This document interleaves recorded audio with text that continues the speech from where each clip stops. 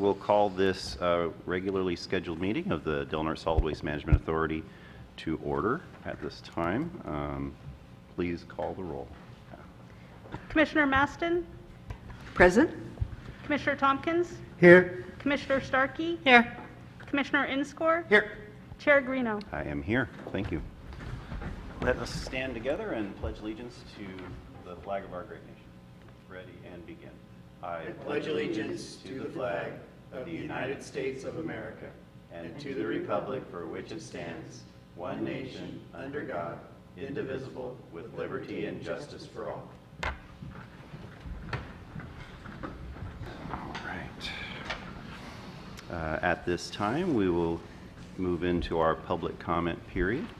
Any member of the public may address the Solid Waste Management Authority on any matter on or off the agenda. Each speaker will be allotted 3 minutes to make their comment. Is there any public comment at this time? And do we have anyone online with us today? All right. Excellent. Seeing no public comment, we'll move into our open session items. We have our consent agenda, which is rather full. We have to approve the minutes of a regular session Tuesday night, July 19th, 2022. We have a payment of claims number 9316 to North Coast Laboratories in the amount of $5,072 for analysis of groundwater samples. We have an approval of a payment of a claim 9331 to Outdoor Creations Incorporated in the amount of $9,406.93 for the purchase of 21 replacement doors with flaps. We have a payment of a claim 9321 in the amount of $774.52 and a claim number 9322 in the amount of $17,033.36 to the U.S. Bank Corporation for CalCard expenses. We also have a budget transfer for fiscal year 2021 to 2022 in the amount of $25,468. We also have a budget transfer for the fiscal year 2022 to 2023 in the amount of $74,676. Do we have any members of our board who would like to pull any item from the consent calendar for discussion? No, I'll motion to approve the consent calendar or agenda. Second. All right. We have a motion and a second. Do we have any public comment on the consent agenda? All right. Seeing no public comment, clerk, please poll the vote. Commissioner Starkey? Yes. Commissioner Tompkins? Yes. Commissioner Maston? Yes. Commissioner Inscore? Yes. Chair Greeno? Yes, thank you. All right. With that, we'll move on to our director's report. Thank you, Chair Greeno, or Vice Chair Greeno, Acting Chair. So I sent out an email to all of you the last couple days letting you know that our website has been updated. So I'd like to thank Kira and Andrew Butcher of Digital Needs Services for updating that website. But because a lot of the material was transferred over, I'd appreciate anybody who is noticing anything that needs to be updated or revised to send us an email to detail those so that we can address any issues. On that website are announcements of the RFP that we have open for grant manager, as well as the application for the public commissioner position. So if anybody listening online is interested in doing that, please check our website out and see those applications.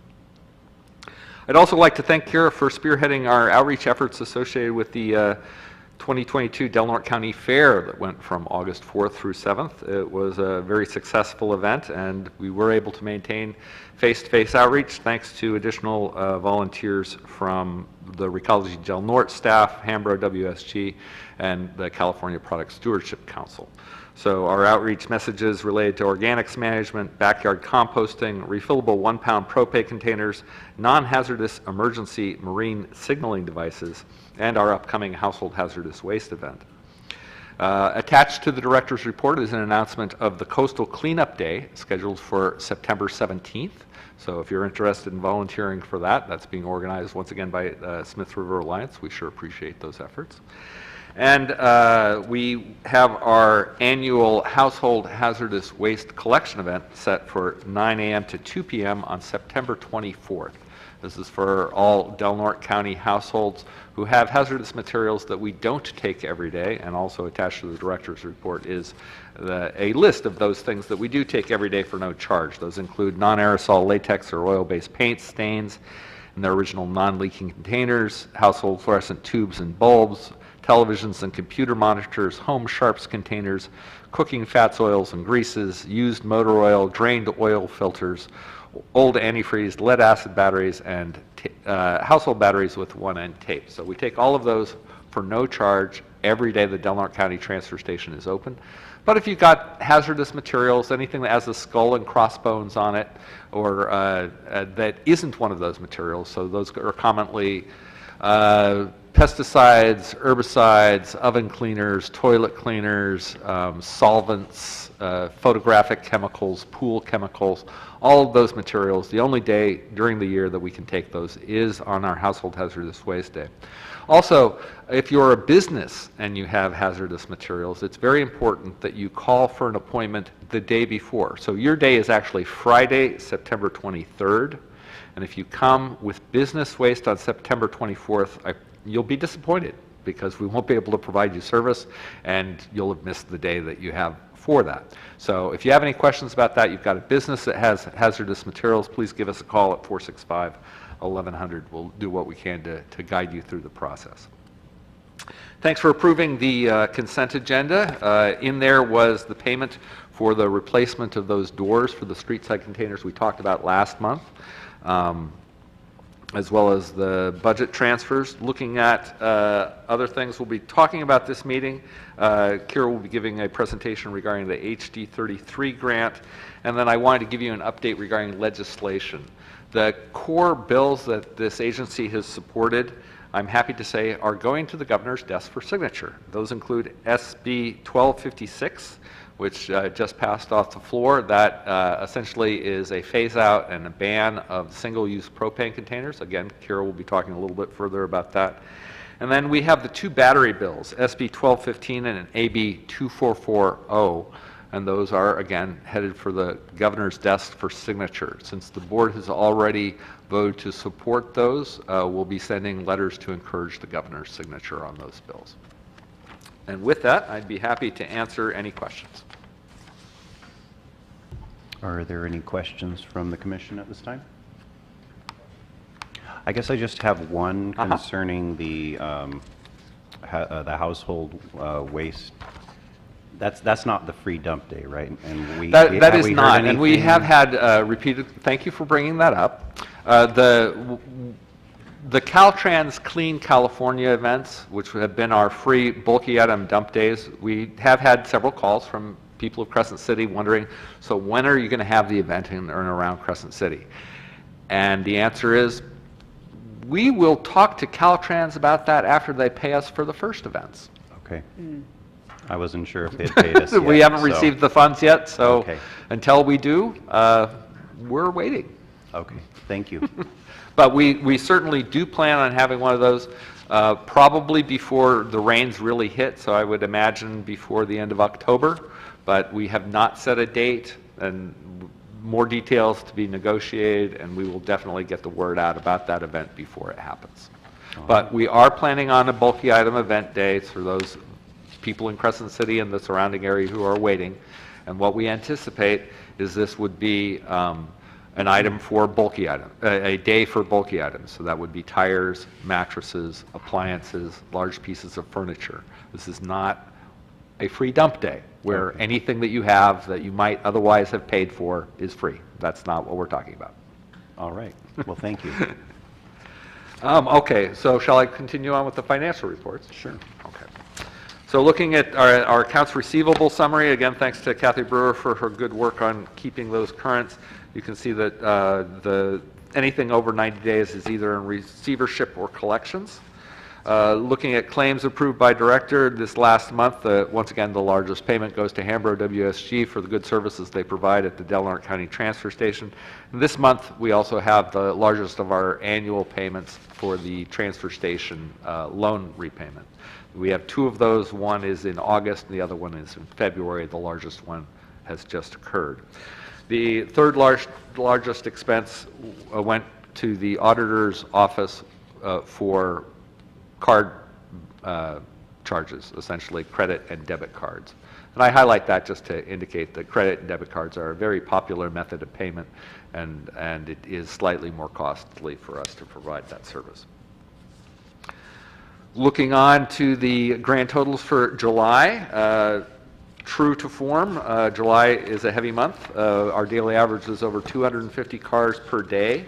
And looking at our authority revenue compared to last year, we're 27,000 ahead of budget for the revenues from the authority service fees at the Del Norte County Transfer Station, and 4,611 ahead in franchise fees. So at this point, 1 month into the fiscal year, we're 31,773 ahead of budget. Again, summer months tend to be a little more robust than winter months, so this is all fitting with expectations. I'd be happy to answer any questions. I just have one. It's for $2,500.02 for a landfill sign installation. What is that? What does That is, entail? I'm glad that you highlighted that. It seems awfully high, but I just wanted to ask, so. It's a worthwhile question, and so what this is we procured signs notifying folks who are coming onto authority-managed properties that we have an elevated trespassing ordinance, and so the sign indicates what those are. And so since we've acquired one of the two properties adjacent to the landfill, we thought now would be a good time to install some of those signs to clarify the rules. And so we had 3 locations on existing either signposts or gates, and we asked DDR, who's our cleanup contractor, to install those, and they did so, and they sent us the bill, and it was approaching $1,000 per sign for installation. Seems And I called the contractor and I said, invoices are a kind of communication. At $1,000 a sign, to me, you're saying to me, you don't want to do this very much. Communication received. Oh, I'm glad that was your, I'm glad that was your response. I thought maybe it was, 1,000 signs, but it sounds like 3 signs for that amount is very, very high. So Yeah. Thank you for And they addressing said they tried several different ways to, and they weren't exactly sure how to install them. The first one didn't work out, so they had to go back and redo it. And to be fair, he does do decent installations, and he does robust installations, and I appreciate that, and that's what we want. Right. But it did take a little bit longer, and it was certainly a greater expense than we anticipated. Are these like in a post, like They were drilled into existing gates. Again, I am a bit flummoxed as to Okay. how it could cost that much, but I don't have a lot of ability to say anything other than I'm not sure he's going to be the one installing the rest of the signs. Okay, yeah, if we could be a little more frugal on that, that'd be great. Are Thank these you. are these like billboards or like? Oh my goodness! What kind of materials? They're metal signs, and they're affixed to metal fixtures, and if you go out to the landfill, you'll see how they're installed. I'm assuming But- that everything on them is weather resistant to the... Oh yes, oh yeah, it's But a this permanent didn't include the installation. payment to buy the signs, this is just to install the signs. That's correct. Yeah, I've got a drill, so next time, just ask. Well, thank you for that. But yeah, you're absolutely right in that future installations, we're going to have a different strategy. Or we'll have a in-depth conversation about our expectations before we send them out. That just seems really, Yeah, I thought it was for the sign. really unacceptable. Yeah. We all share that impression. So we didn't, We did pay the invoice then? I still think we should pay the invoice because I don't have really anything to push back on other than sticker shock. so he didn't give us an estimate of the cost ahead of time? I frequently do ask for estimates beforehand. I didn't anticipate this would be worth spending the time on an estimate. I was wrong. Yeah. Lesson learned. Well, Is there any way to, I don't know, Lesson learned. is there any way for us to contest this charge? I mean, that's... This does actually come into play on other things that we're discussing today, in that one of the things that happens about working out the landfill is, as you're aware, we have security issues out there. And so we've been directed that we can only send staff out there 2 at a time, right? The other determination we've received from legal counsel is that any work out at the landfill needs to be prevailing wage. Those 2 things in combination make everything out at the landfill very expensive, because you're paying either staff or prevailing wage 2 people at a time. That's, and until I have other direction, that's how we're doing things. well, yeah, and I appreciate that, Director Ward. I think that our intent, at least from my perspective, was that authority staff, the 2 pieces, for a contractor that's under contract with us, they need to accept, if a contractor says, I'm not going out there if you don't pay 2 of my people, that's on them. But that, would not interpret that being direction from this board, that we say that a contractor has to go out there with 2 people. All right. To be able to do that. For our authority staff, clearly, we were very concerned about sending out a single member from our staff out. I agree with the rest of the board. I think this is an unacceptable charge. When you talk about something that is an installation, you're not paying for somebody's time or the fact that they got it wrong the first time. That, if they do not have the expertise to know how to do it and they goof it up the first time, that's not our responsibility. And spending an extra hour because you had to redo it again is also not our responsibility. And I think that we need to clarify that with DDR very clearly, that if they're going to do any further work for us, that they need to provide detailed, accurate estimates ahead of time before we allow them to do any other work. Yep. And again, I'm not trying to find fault with you, Director Ward. I Yeah. think that somebody understands the system and took that 2-person prevailing wage. This should have been a per piece price, period. And to do it otherwise, I think, is taking advantage of this authority, and I'm none too pleased by that. And I think that even from that standpoint, maybe we need to look at our fellow partners as part of this JPA, if we have something simple like this, to say, can county staff or city staff in either one of their public works or whatever be able to provide that service? I can guarantee you it would not have been $2,500 to install 3 signs for if the county or the city had done it. So you're right, it is a lesson learned, but it's an unfortunate one for all of us, I think. Yeah. And I think the only thing is, you already made it clear to them, but I think you just need to carry back and say, this just screwed you up, because now they want for you to provide for, an estimate before you do any other work. So this is on you. I will convey this conversation to Mr. Mason, and I believe he will be responsive. All right. Thank you. Thank you.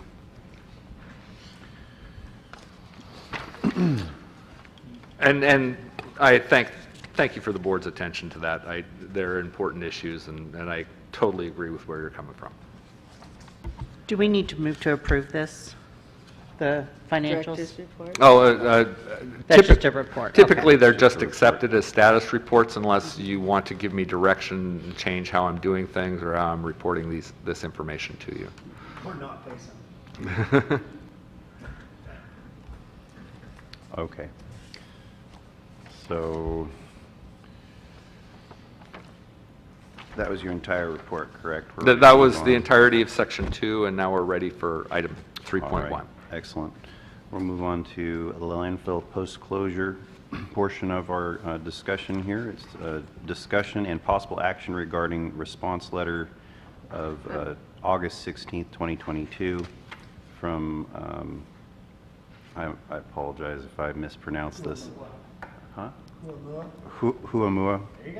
Regarding violations at the Crescent City landfill. But back to Commissioner Starkey's question, because I do see in previous minutes that we did approve the reports. And so do we need to approve the reports as we move forward? Because I did notice it in previous minutes. Typically, it's indicated as the board accepted the reports as presented, and it's Okay. kind of a passive thing. To my don't- knowledge, it's very vote rare vote. that there's ever a vote Okay. because All right. there's few items of controversy. Okay.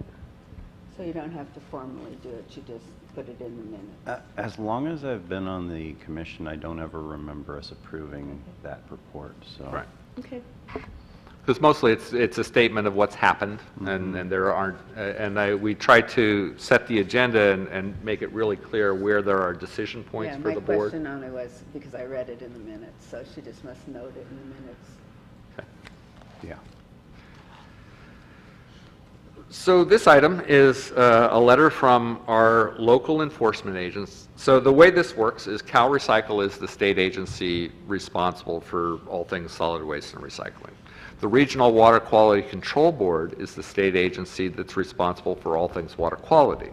And so when we get inspected, which is on a monthly basis, sometimes a quarterly basis, it's done by Huamua from the Del Norte County Department of Environmental Health on behalf of Cal Recycle and representing the laws that are administered by Cal Recycle and the Regional Water Quality Control Board. So Title 14, Title 27. And so he regularly goes out there with Kira and he does an inspection and he goes through his checklist. And typically things are okay. But during the winter months, we have intense storms, and the storms can erode the sandy soils that are out there, and they can create new drainage channels that can defeat the surface drainage structures that we have. And they cause deeper erosion things. And there's typically 18 to 24 inches of soil above the liner materials. And so a worst case scenario is when all of that material erodes away and you can actually see the textiles and the liner materials.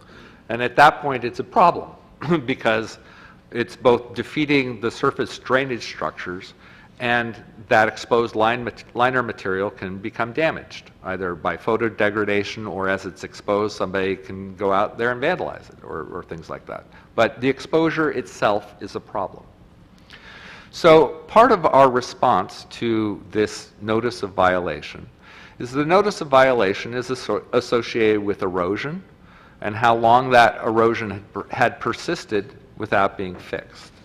And so what happens is you have these erosion rills that often start in the winter, and then it's with the wet winter season, it can be hard to get out there and do the repairs, either because of the ongoing rain or because the soils are so wet that if you are to get on there with any equipment, then you create more problems than you're fixing.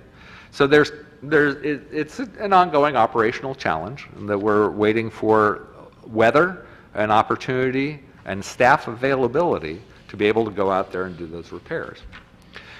Trying to save money over the years, one of the things that we've done is we've worked with Alder Camp, which is the California Department of Forestry minimum security correctional facility, and they use prisoners, low security prisoners, and they work in groups. And for several years, they were helping us with the vegetative control, and it was a pretty cost-effective, everybody wins kind of situation. The last 2 or 3 years, the fire seasons have been really intense, and those resources haven't been available. And so the sequence of events is we've had erosion situations in the winter months, and then we've tried to get out there and we've mowed the top deck, but getting to actually doing the weed whacking on the herringbone down drains has been tough to get to. And so as Huamua and the other inspectors go out there, they'd like to see a mowed lawn. because on a mowed lawn, it's pretty easy to see where what the contours are doing, right?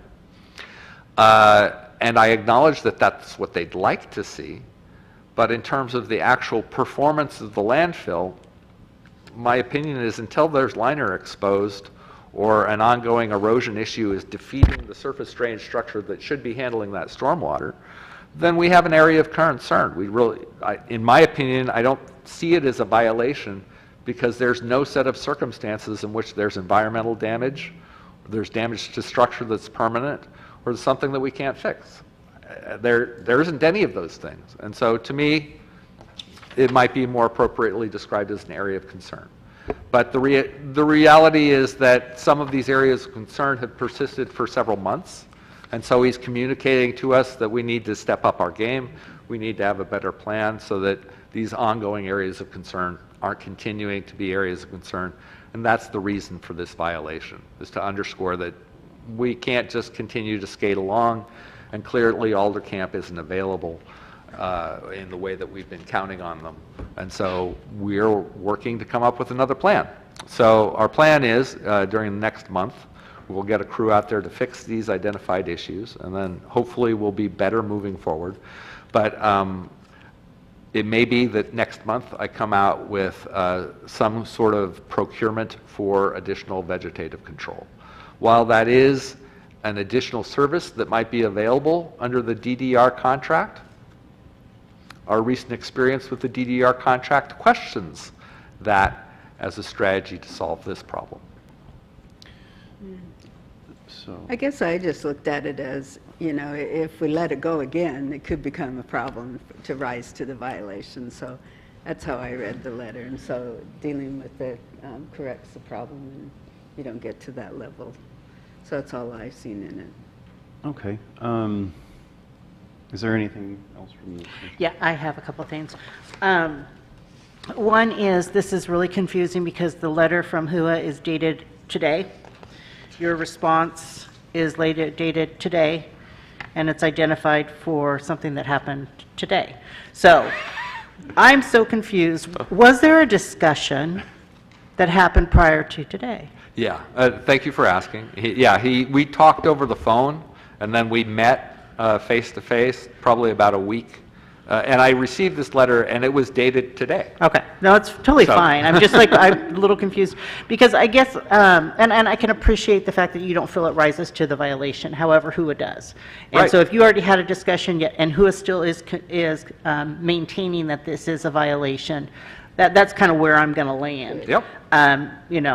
Just because that's his job. So if we could, like, you're saying that next month you're going to have some sort of corrective action, within the next month, have some sort of corrective action to get what HUA is calling a violation for you, an area of concern, corrected. We plan on correcting it before then. Okay, We're not going to wait to hire a contractor to fix this issue. okay. But And we so- are also going to work on getting a contractor so that these kinds of issues don't linger as long. Okay, that's great. And then DDR, if they could give us a nice quote, perhaps, that, we could still definitely use them, but we definitely want to have that quote prior to entering into any kind of agreement with them. And there is also CAL FIRE, and I know it's their busy season too, but you can hire a crew, I believe, with CAL FIRE. That's not going to work, okay? No, that's where we've run into the problem. Okay. That is the problem. And that we've kind of counted on being able to have them in the summer as we were able to years ago. Oh, so Alder Point or Alder Creek, whatever that is the same as CAL FIRE? Yeah, exactly. Okay. All right, perfect. And so those were I was confused by the dates, so, thank you. Can I make a recommendation? I know that sometimes Alder Camp's not available, and so that's not really an option. Have you reached out to the sheriff department at all and asked if they'd be willing to have some low-level inmates from maybe the sheriff's office or from the jail do some of that We work? will I know in the explore that past- option. I know in the past they've gone out into the community and done some cleanup efforts. So it might be an option. Yeah, currently, we're very, very short-staffed in the sheriff's department, and so to try and coordinate something like that just won't solve this immediate problem. Certainly for in the future, once we could get Sheriff Scott up and running and staffing at the level that we should have it at, certainly that's something that we could do. But I didn't mean to interject, and you can certainly reach out and ask, but I'm just going to just say that we are struggling in the sheriff's department as it is. Okay. Well, How about the prison? Uh, I understand they do sometimes have work crews. We can certainly continue to make phone calls and see who has work crews and who might be able to do it. But but we will be looking to have a reliable, accessible crew that can do this work year after year on demand. Yeah. And have you tried Jeremy Harper? I heard that he's got a lot of extra time on his hands. The, I will throw this out, though, for all of you, is that we do specialize in landfill management, and we do it ourselves. There is that option that maybe some of those services could be contracted out to us, including water sampling and all sorts of different stuff that we might be able to have a very mild conversation on to see if it's even worth discussing. That we might be able to fulfill some of those needs. We do have the expertise in those areas. So I'll leave it open for however you want to proceed with that. Thank you. I think there's a couple of things. Number one, I think that while I would certainly not give the impression that we should not be attentive and responsive to Huamua's letter. I don't want that message be what you hear. On the other hand, this is a much larger issue than a letter that's part of an ongoing inspection process. We have had years worth of trying to find a effective strategy of maintaining that, from drain pipe being damaged by the ATVs, and every time a drain pipe is busted, then that water no longer flows along the pathway that it's supposed to, and water finds its way and creates all kinds of erosion things. And so I think that the time has probably come. We've worked really hard to mitigate down as far as we can with our post-closure multiplier. We're not getting any more, but we still have the responsibility of maintaining this, and we don't want to see big costs long term. And so, as opposed to just reacting, saying, "Oh, we got to go fix these ditches or do this or put staff out there trying to do it," we've struggled at the authority with staffing levels. I think we need to take this as an opportunity to evaluate how do we manage long term. If maybe that is some contract services, might be a good time to look at developing an ad hoc from the board to work with the director as what are some possible options. Give the director a month to come up with some ideas, and then maybe there'd be two members from the authority that would be willing to work with him to say, okay, we're going to have to come back and do this, and it's going to cost us money. But it may save us money in the long run when we're talking about the whole management of the landfill.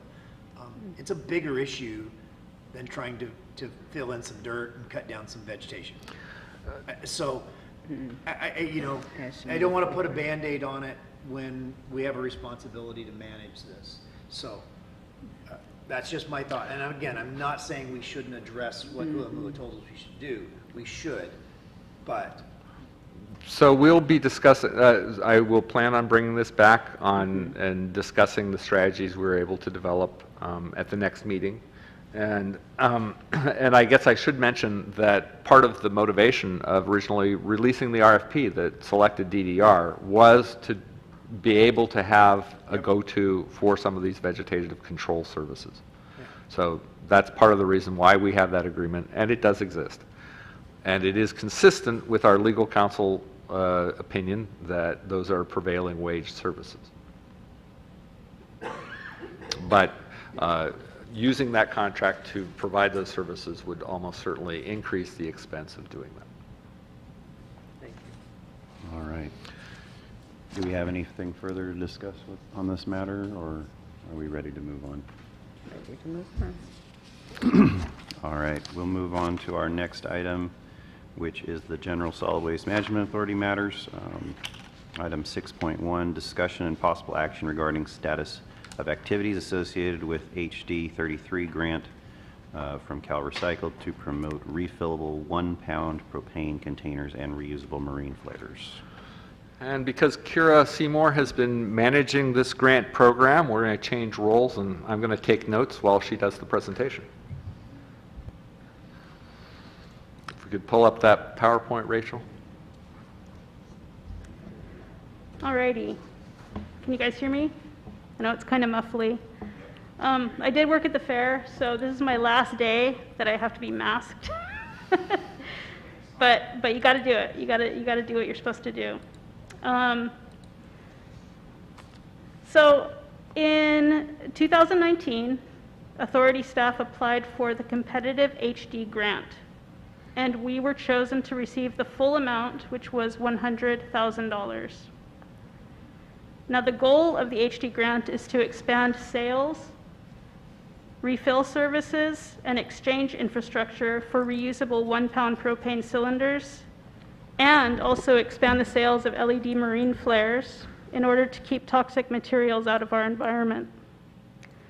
To achieve these goals, we educated the public about these materials using mail-outs, word of mouth, Facebook, and Instagram.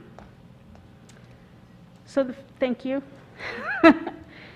So the first part, I know that you guys have heard from me about Refuel Your Fund for a while. It's a very well-established program, and using some grant funds, we were able to increase our recruitment of retailers in our area locally. Even before we received these grant funds, I had done the recruitment. In our area, we had 3 recruits, and we were situated in such a way at that time that there was no other place to refill or reuse or get these refillables, purchase these refillables within 500 miles in any direction. So we were before Humboldt. We were the one little outpost that was doing this, so we were very successful, and that, I believe, is one of the things that led us to get in the good graces enough to get this grant, which was competitive. So,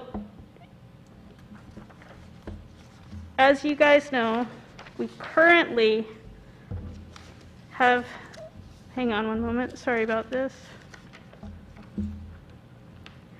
So, each year, about 4 million single-use 1-pound propane cylinders are sold in California alone.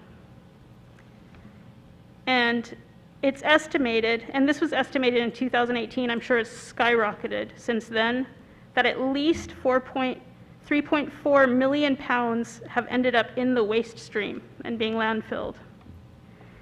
So these single-use propane canisters are considered hazardous waste in California.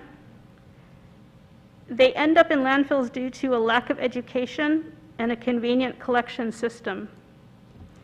When improperly disposed, these cylinders can cause fires and explosions. Waste management facilities have been experiencing fires caused by single-use cylinders for years, with many being unreported. I'm not quite sure how they know then if it's unreported, but. So a Sunnyvale MRF suffered a fire in 2015 that destroyed about $3,000 worth of baled cardboard. 2 years later, a facility in Michigan suffered an explosion that was caused by 3 1-pound propane cylinders. So not only are collection systems limited, these 1-pound propane cylinders are difficult to dispose of. Once discarded, they cannot be presumed to be empty. Even a small amount of propane gas under pressure is dangerous and presents a risk to sanitation workers. So we are trying to use refillables instead.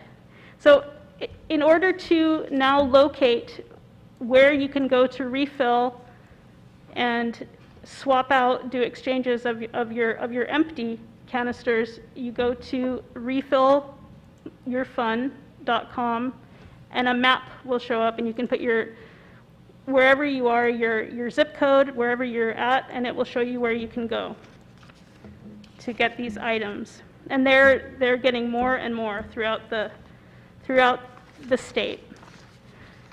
Now, when I first started recruiting, I actually purchased this cylinder adapter system and took it and gifted it along with a full case of empty propane refillable cylinders, and gave that to anyone who was interested in starting up the program, who was interested in being involved with the program.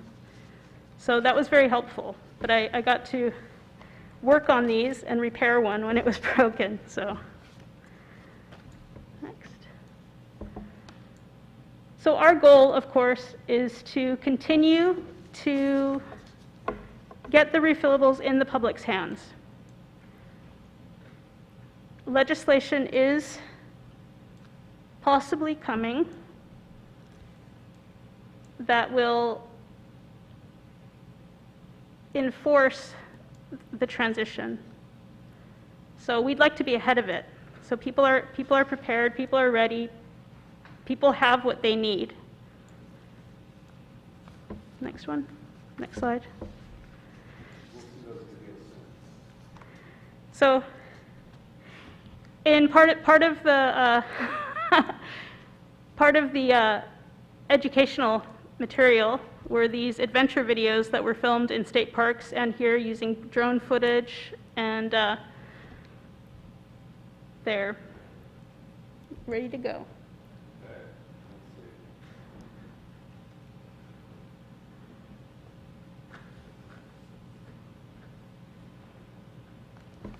My name's Angie Edmonds, and I work for California State Parks. California State Parks are very highly visited and cherished places here in California.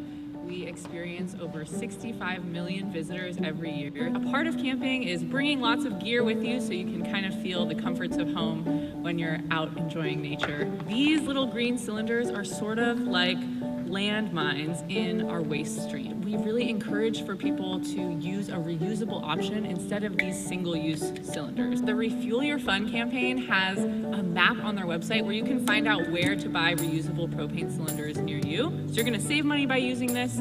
It's better for our parks, and we hope that you will use a reusable propane cylinder next time you come to our parks.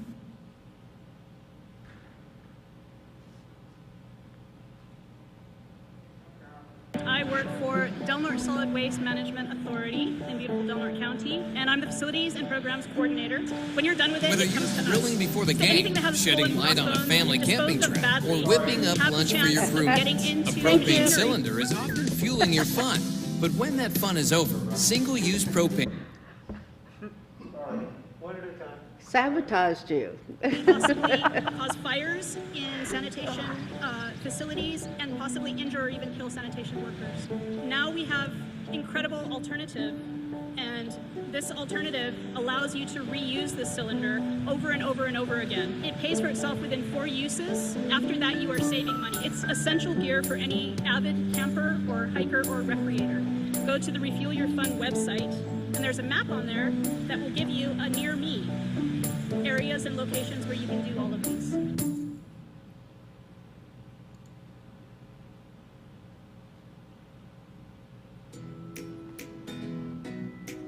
My name is Kyle Oxiger. I'm a park interpretive specialist for California State Parks. State parks do manage their own waste, so all of our visitors coming all of this time tend to bring things with them, whether it's snacks or comforts from home, and inevitably some of that ends up getting left over in the parks. One of the biggest problems that you can find is a common waste item in the campgrounds, and that is this little guy right here. This is our single-use propane canister. So if you want to run your camp stove, maybe make some coffee in the morning, then this is a really common go-to choice. So a really great alternative to our single-use and disposable propane canisters is our 1 pound reusable propane canisters.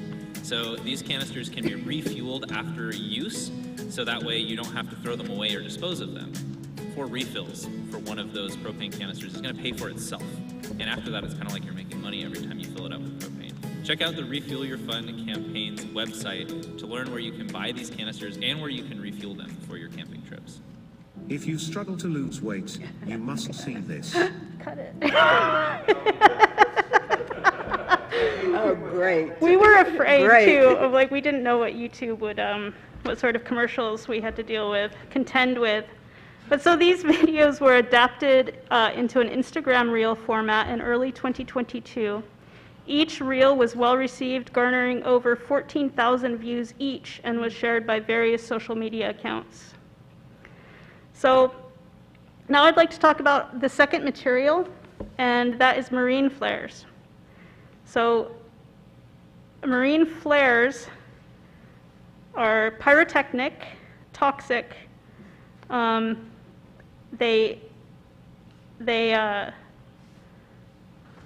They're dangerous.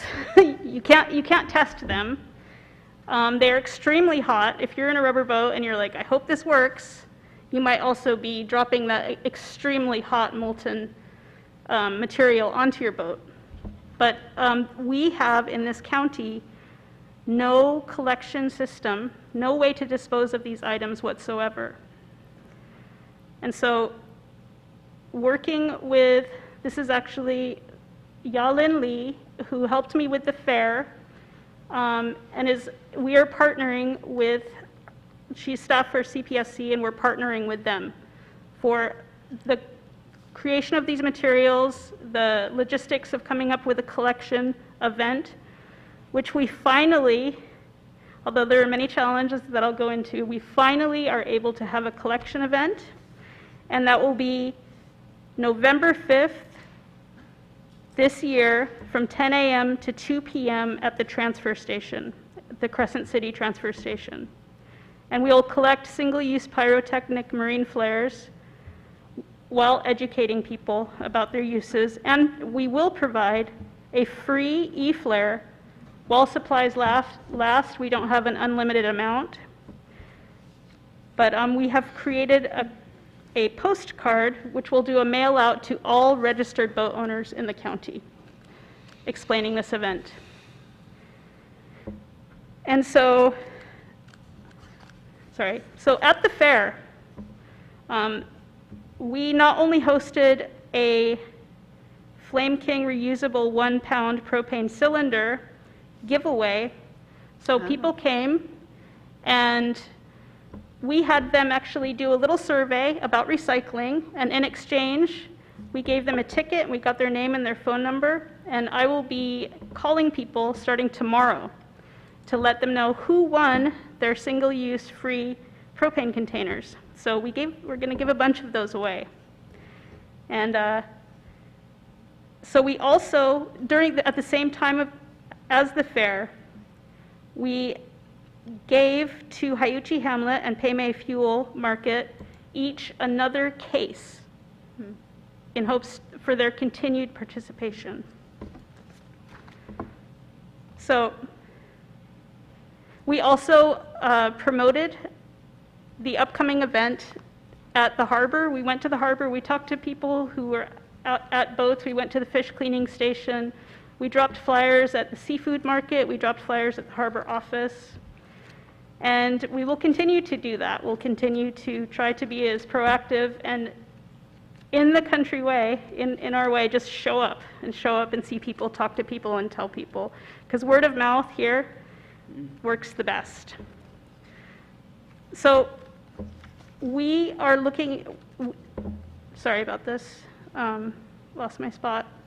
The beginning of this grant, we saw a lot of challenges, and they were very unforeseen. We had a pandemic, which precluded in-person events in the beginning. Lots of stuff was shut down, but also the supply chain issue really caught us flat-footed. the people who supply the reusable propane canisters were unable to get their materials, and we were unable to get them. One of our retailers kind of lost trust, and we temporarily, hopefully, lost them. And but we did get another one, so we kind of balanced it out. But it's been a hard time for everyone, and it's been a very difficult time for any kind of scheduling.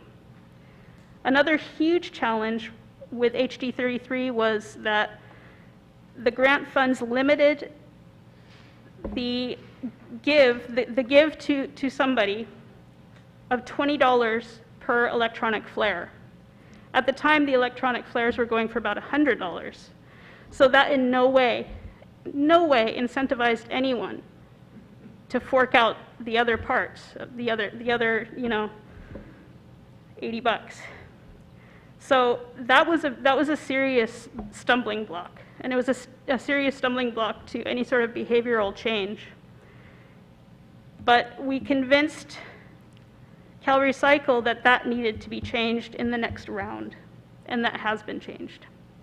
Not only has that been changed, though, while we're going forward with this very new, untried, this is the first time we've ever done a marine flare anything. And lots of coastal places are going through the same thing. Nobody knows the rules, nobody knows how to do these things. The collection events are brand new. So another challenge that we faced that I thought there's no way we can even have an event was the extremely high cost for a collection event. So we go through Clean Harbors, and we tried everything. We tried every company. We tried everything that we could do. We tried to come up with ways of getting a box that we could detonate things in. And everything was, even like our $100,000 was like nothing. It was like a drop in the bucket that didn't cover anything. So we were really lucky, though, when we were trying desperately to do a collection event. Our coastal communities in the Bay Area, including Alameda, decided, because they were also struggling with the same issues, that they would help share a portion of the cost for us. And so that's the only way this can be possible. Because they're aware that in a body of water, there's no borders. You drop something in water, it gets everywhere. Like you said, water goes where it goes. You can't stop it. So in the spirit of paying it forward, we'd like to open our collection event up also to Humboldt County. It won't cost any more for us, but for them to be able to bring their flares to us this November. And because we share the water. So moving forward, in upcoming months, we will be making another of these adventure videos. And it's my fantasy, it's my hope that we can entice one of you commissioners, one of our respected commissioners, to help out, cameo, star in one of our adventure videos. Let me know. We'd like that. And maybe even in some material, anyway. We'll talk more about that later, hopefully. So, oh, and I just want to say, that's pretty much it, but I just want to say all the information that I've stated, there's much more than what I've said. All the information about these materials, where we are, where we're going, all the events, all the webinars, will all be posted on our website in its own page. So it's all clear, you'll be able to find out all this stuff. Thank you very much. Any questions? I don't have any questions, but... I don't have any questions, but Kira, just for a moment, I just have to tell you that, you put your name on something, you put your mind to something, you make it happen. And I just really, really appreciate all your hard work. And I know it takes, your whole department, your whole agency. But, last month you brought us the piggy bank tails, whatever those were, and that was impressive. And then this month you're bringing us this. You're just incredibly impressive with your drive and your passion to make sure these things get followed through on, and I just wanted to say thank you. Yeah, I'd just like to concur what Commissioner Starkey just said, and just thank you for your hard work on this. By the movement we're seeing, I think that you're making a difference in our community and elsewhere, so great job, great work.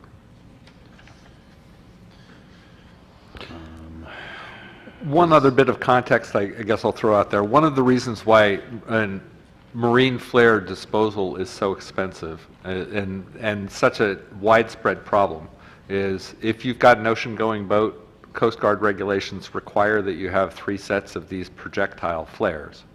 And well, you're required to have 3 sets of marine signaling systems. And anyway, so the projectile flares are categorized as explosives.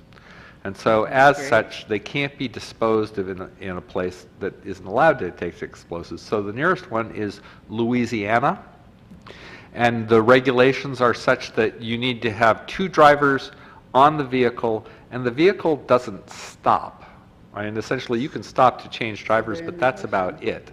And so this is the reason why it's so expensive. There's very few places you can take it. You have to take it in a very special way, and it's a very, very, very expensive process. And so consequently, there's very little legal collection and disposal of marine flares, although they are widely used. So they're widely in the ocean. Right. Just a question, Director Ward, or Kira, and I have no understanding of any of these things. What is the environmental impact of a flare that has already been fired?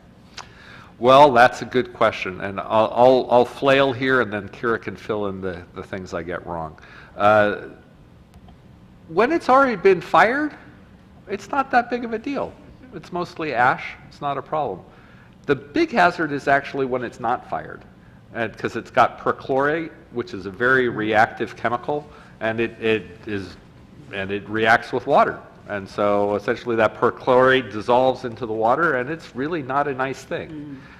So that's why we want to, but the irony is that if you don't fire it off before it expires, then the longer you store that somewhere in your boat shed, the greater the hazard that becomes. Because while it starts out as flammable, as time goes on, it becomes explosive. So it is an ongoing concern. It's an ongoing concern to the fire departments who will attend to fires on boat sheds, because they never know whether there's going to be a stash of flares that goes off there. So there's all sorts of reasons why, for community safety reasons, this is an important issue to try to deal with. But I wanted to raise those other issues about legally following the rules is either very expensive or impractical. And so it's one of those challenges, and I very much appreciate Kira's and CPSC's efforts to try to make something that's more reasonable. And one thing that Kira did mention, and it was in the slides, is SB 1256 is a bill that this board has already voted to support, and it's now gone to the governor's desk, and so we'll be sending a letter encouraging signature on that. But that will be if passed and signed, that will phase out single-use propane canisters in California, and it will phase in and expand the reuse that we're trying to get jump-started here in Del Norte County. It just seems to me that on these flares that some entrepreneurial person should have figured out by now how to discharge these flares like you would any other ordnance disposal, and fire them off into a container that would contain the blast, and then you clean up, as you said, the ash, the chemical is gone. I find it hard to believe that because if they're going to Louisiana, somebody's disposing it, they're firing these things all off. It just doesn't seem like it would be, in the grand scheme of things, we'd be better off if our boaters fired the things off before they were fired than than to bring them to us. I'm not advocating that I don't know that that's a reasonable thing to do, because don't have enough information about it. But it seems to me that the impact, if the environmental impact after a flare has been fired is really very small, that firing them off when you realize you're within a month out in the ocean would be a much better solution than bringing it in where we have to try to figure out how to dispose of something that could blow up. But there again, I'm just... Well, and for what There's a it's worth, problem we with that, agree, though. and Kira spent significant effort trying to explore that very thing of looking at, could we get a dedicated, designed, engineered thing? We were going to call it a boom box. Yeah, And good we one. really looked into it. We looked into it very hard, and the problem with lighting them off before their expiration dates is that it's not allowed by the Coast Guard. It's a false alarm. So, so bottom line is these things accumulate. The boaters are both required to purchase them and then vexed by what is the right thing to do afterwards. So we're trying to concurrently promote reusable marine signaling devices and to give an opportunity to dispose of those old ones. So, Thank you. just a quick question. So flares, that classification of a flare or an unused flare as an explosive device, is that classified by the state of California, or is that classified by the federal government? Federal. It's a federal statute. So it's Okay. really a combination of the dual federal laws, both the federal administration of that as a hazardous material and the federal requirement that boaters have them. Okay. I'm just wondering if we should try to get a hold of Congressman Huffman's office and see if he'd be interested in sponsoring a bill to try to change the classification to make it easier to dispose of these. I think that's actually probably a reasonable thing as part of the spectrum of activities under the grant, actually. So- Whether it's grant funded or not, it's certainly a reasonable inquiry. Because if this is, a problem for us, it's not just a problem for us. I mean, as you said, all up and down the state of California, the coastline, if you have, boats in your harbor or whatnot, people are more than likely utilizing these flares. So, just a thought. No, I would be that's an interested excellent as one, a because as board we member to- become familiar with the problems, we'll be able to put details to such a letter. So Okay. it's a good time to do that. Thank you Excellent. for that suggestion. Thank you. Okay. Well, is there anything further from the commission on this item? Okay. Well, we'll move on to item 6.2, the discussion and possible action to remove 2 delinquent accounts from the authorities. Actually, I apologize, I didn't do public comment on that last item. Is Oh. there any public comment on item 6.1? Okay, seeing none, we'll move on to 6.2. Discussion and possible action to remove 2 delinquent accounts from the authority financial accounts, Alber's Seafood and Positive Solutions. So this is a standard process we do each year as part of settling the accounts and closing out the fiscal year. We look at outstanding accounts receivable that our administrative assistant basically thinks there's no way we're ever going to see a penny of those. And so we might as well write them off the books. And so we have a formal process by which we go through those accounts with our treasurer, with the county auditor. Everybody asks questions and signs off on them.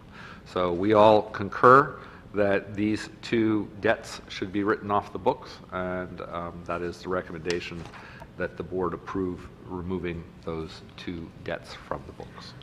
I'll make a motion to approve the attached list of bad debts written off at the end of fiscal year 2020 through 2022, sorry about that. That's okay. I didn't catch it.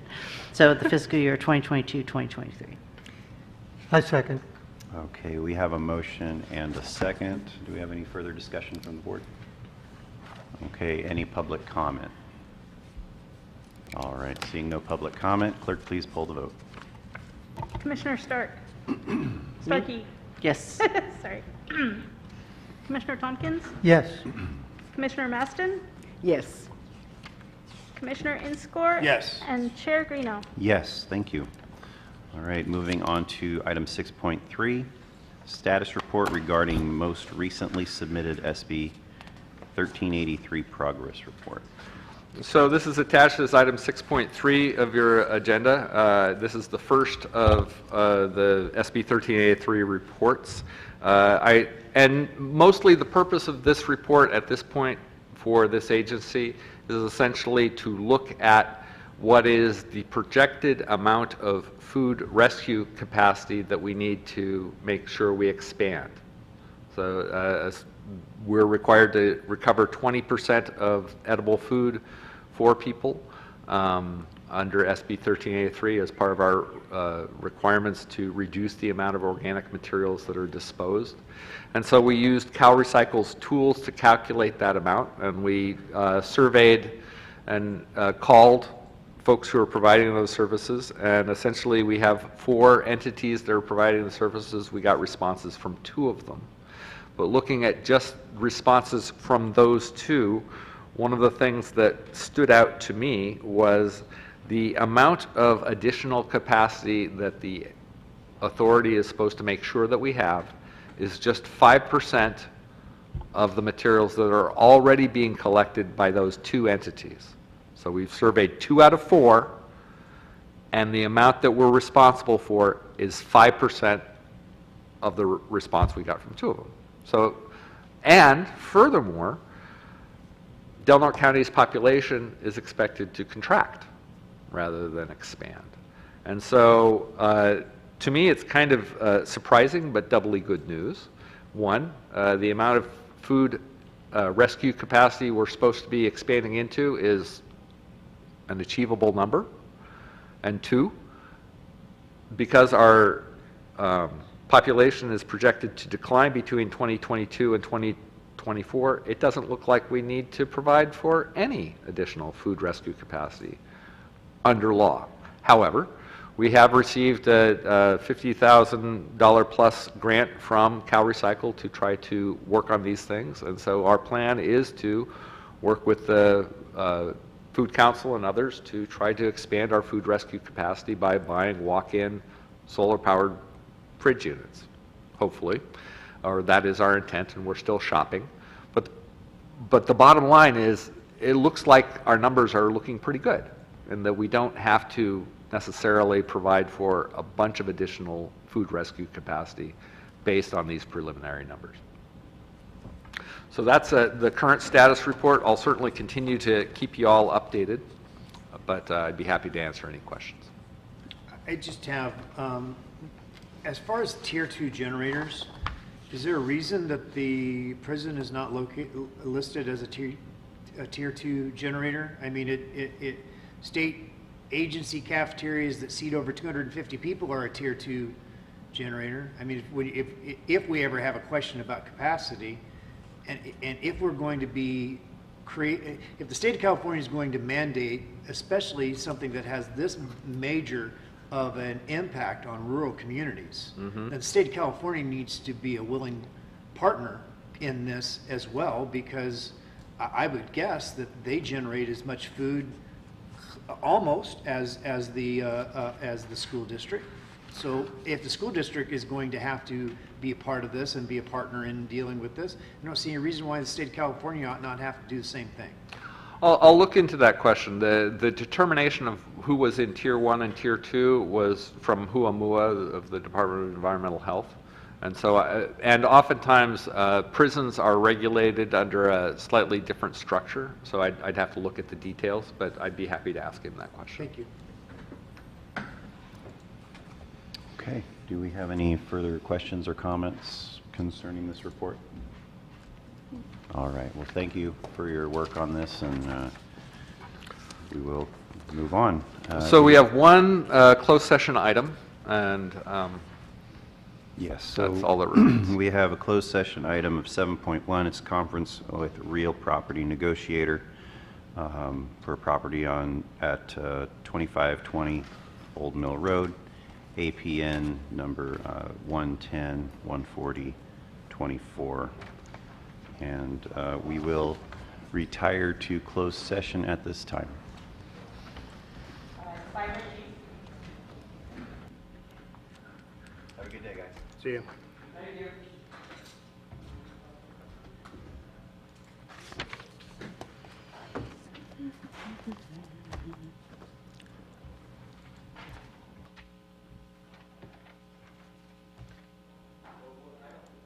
You know, when I read the staff report and saw the school district on there, I was thinking the same thing about Pelican